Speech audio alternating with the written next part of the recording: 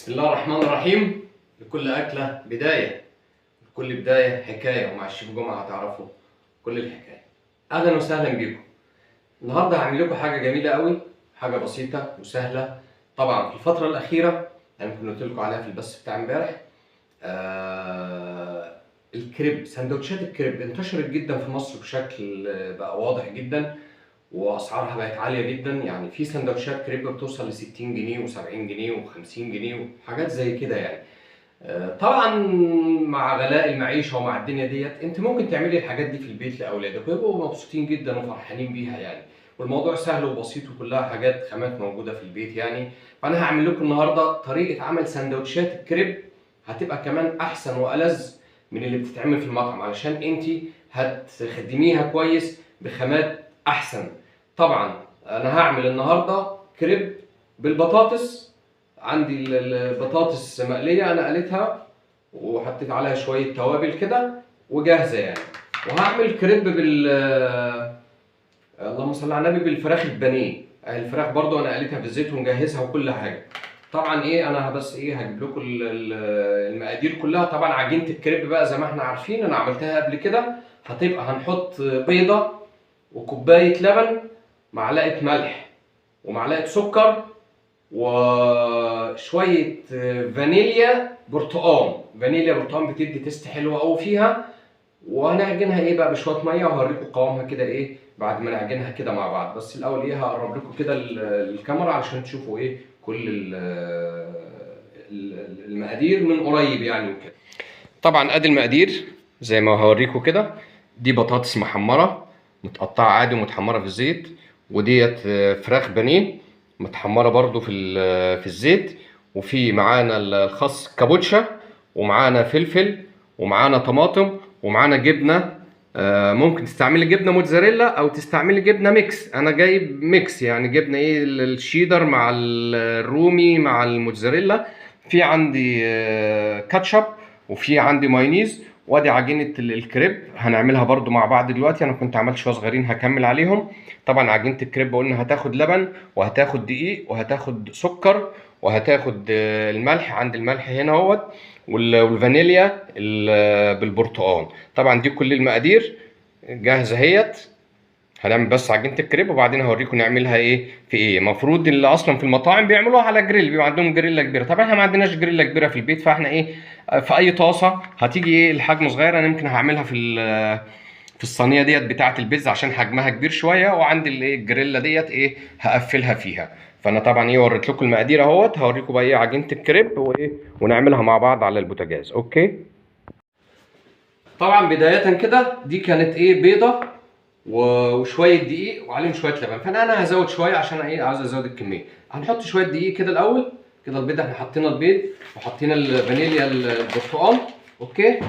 هنحط بقى شويه ملح على قد الكميه ديت كده نص معلقه ملح زي كده. اوكي. وهنحط شويه سكر. لازم نحط سكر عشان السكر بيساعد الكريب ان هو ينشف على الجريل. اوكي. وبيدي طعم. طبعا السكر مع الملح الاثنين بيتعادلوا مع بعض بيبقى شكل احسن يعني. اهو ده كده هندي بقى شويه لبن، والباقي نكملها بميه. طبعا كيلو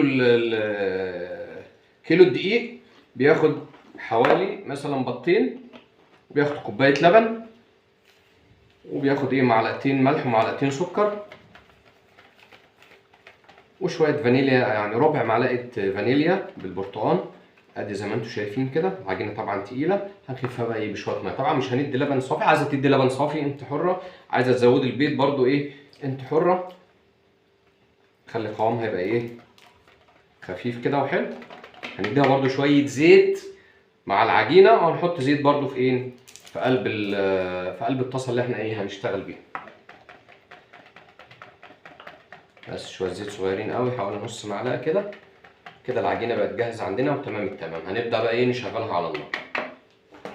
هنحط الصينيه ديت كده على النار. هنهدي النار، نخلي النار هاديه عشان تستوي على راحتها كده. نحط عليها شويه زيت وبعدين ننزل على بالعجينه. نروح واخدين مثلا مقدار كبشه زي كده، وفي الطاسه هنروح صبينها كده ونلف معاها عشان ايه العجينه تلف معانا الطاسه كلها. طبعا الطاسه كبيره هنزود عجينه. اوكي اهو زي ما انتم شايفين كده بنلف الطاسه بالشكل ده عشان ايه ما يطلعش فيها فراغات.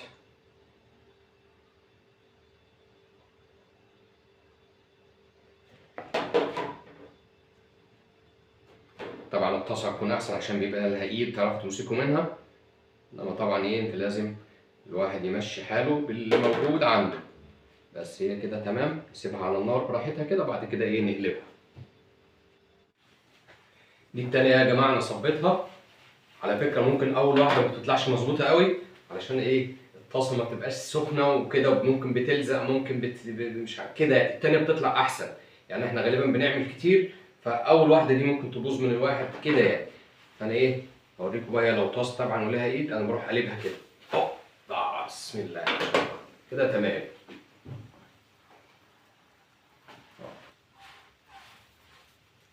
احنا ممكن نقلبها كده عادي. هي كده بقت ايه تمام قوي كده. ممكن نطفي عليها بقى خلاص. دي اهيت ممكن نقلبها اهو. هوب الصلاة على النبي اهو. بس كده. بصوا بقى يا جماعه دلوقتي هي بردت بقت تمام اهيت. هنبدا ايه نقفلها بقى. ايه انا فضلت ان انا اعملها هنا. على فكره ممكن تتعمل بطريقتين. لما تيجي تتقفل ممكن تروحوا عاملينها كده جوزينها كده على بعضها وتقوموا حاطين الحشو، وبعد كده تروحوا جايبين دي كده وجايبين دي كده، تقوم طالعه ايه مثلث زي كده. بس دي هتبقى صغيره لان هي حجمها صغير، فانا افضل ان انا اعملها ايه على طولها زي كده عشان تطلع ايه طويله يعني. هنبدا اولا نحط ايه نحط الجبنه. هنبدا ايه نحط الجبنه عليها كلها كده. بعد كده هنحط الخضار بقى، نحط شويه اللهم صل على النبي خس الكابوتشا، شويه الفلفل اوكي، وادي الطماطم بتاعتنا اوكي. طبعا انا في عندي بقى البطاطس وفي عندي ايه الفراخ البانيه. ممكن اعمل واحد بالبطاطس واحد بالفراخ البانيه، او ممكن اعمل واحد ميكس. انا عن نفسي انا بحب طعم الميكس، فهحط ايه شويه البطاطس اوكي، وهحط نص ايه البانيه. طبعا انا مقطعه ايه شرايح زي كده اهوت عشان انا هعمل الاثنين يبقوا ميكس كده. فاضل عندنا المايونيز والكاتشب. هندي بقى ايه مايونيز اهو بالشكل ده كده الحلوه دي، وادي الكاتشب شوفوا شكلها بقى عامل ازاي. حاجه تحفه بصراحه يعني. والطعم بقى ايه يعني ممكن تدوا مستردة كمان لو عندكم مستردة بتحبوا طعم المستردة مفيش اي مانع خالص يعني اوكي. هنبدا بقى نروح عاملينها ايه شكل المثلث بقى. هي دي بقى الخطوه الاهم اهيت. نروح جايبين الطرف ده كده تانيينه، نقوم جايبين الطرف التاني كده تانيينه كده ايوه. بس كده خدت شكل ايه المثلث.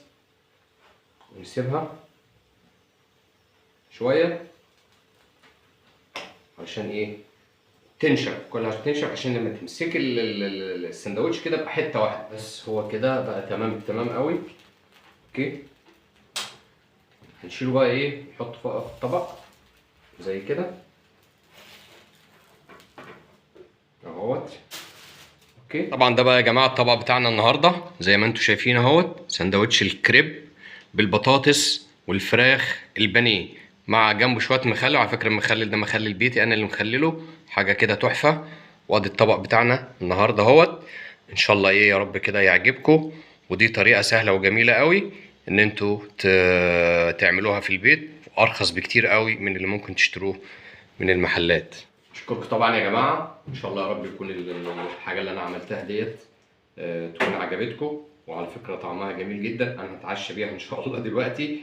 وشكرا ليكم، ويا رب كده اكون ايه كنت ضيف خفيف عليكم وتكونوا استفدتوا من الحاجه ديت. واتمنى ان انتوا تعملوها دايما في البيت وكده. هتضمنوا طبعا جودتها، هتضمنوا نظافتها، هتضمنوا التست اللي انتوا عايزينه. اشكركم والسلام عليكم.